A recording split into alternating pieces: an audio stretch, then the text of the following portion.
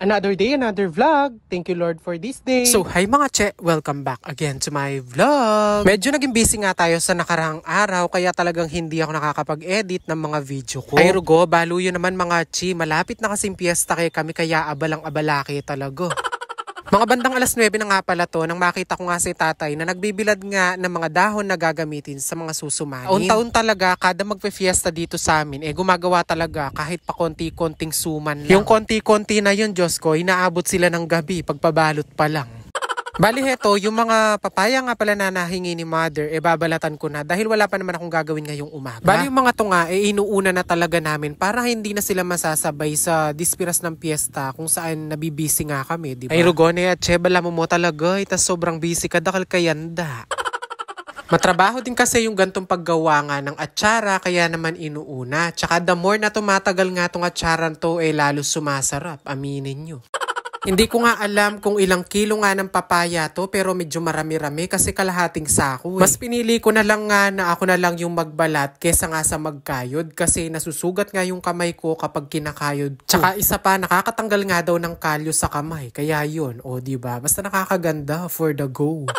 Dapat pala ipinahid ko yung dagta nito doon sa mukha ng friend kong nagmamaganda. Charis. Nung matapos nga ako magbalat ng mga papaya, nafe-feel ko naman na nawala yung gaspang ng kamay ko, nawala yung kalyo. Yun nga lang medyo masakit, may sobrang lata pa nga tanggal kalyo, may nipisla.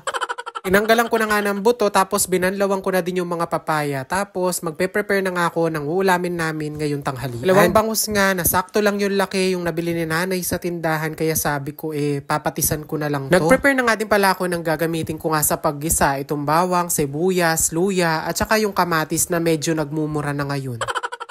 Ay rugo, makananong eday kamuro, masagbuli lang masira rin wari.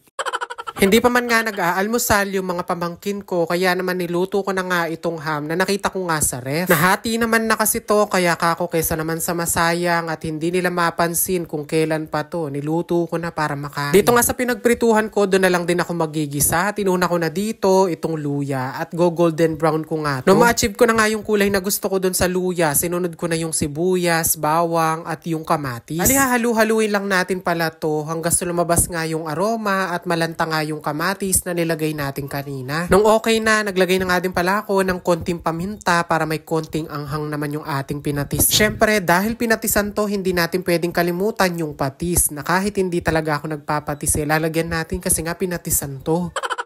Makailang beses ko na din pala to na-share sa inyo yung pinatisan na bangus na to. Ewan ko na lang kung di nyo pa makapisado yung pagluluto neto. Pagkalagay nga ng bangus, syempre hahaluin natin para namang kumapit yung mga pampalasa na nilagay natin dito. Ito nga yung dahilan kung bakit hindi kami nagtatanggal ng kaliskis sa bangus, lalo na kapag pinatisan. Syempre kung wala ng kaliskis to, malamang yan, durog na. Nung okay na nga, nilagay ko na nga pala itong mga siling haba. Gusto ko pa nga sana itong lagyan ng talong, yun nga lang walang bunga yung mga talong, pechay lang yung meron. Ay rugo, hindi naman pwede dito yung pechay. O nung sinigang niya sana, baka pwede po. Pero syempre kahit naman pinatisan to maglalagay pa rin tayo ng konting suka para naman magbalanse yung alat at yung asin. Magdagdag ka na lang din ng konting pampalasa tulad ng betchin, ganyan or magic sarap, ginisa mix, depende yan sa panlasa mo. Pinakuluhan ko lang din ng siguro mga 5 to 10 minutes hanggang maluto nga yung kaliskis ng bangus at syempre yung bangus. Nang hinihiwa ko pa nga lang tong bangus may pangalan na nga tong ulo. Kaya naman ayan, para sure, kinuha ko na. Pinartneran ko pa nga itong niluto ko na to ng ginisang bagoong. Diba? May pakanyamang kakanini lalo na yung taba-tabaking at yan. Nang maluto nga, agad na nga akong nagsando. Kabay, syempre, tanapaluatan nini. Markaltamo pagawan for today's video. Well, anyway, if you enjoy watching this video, don't forget to like, follow, and share. Babu!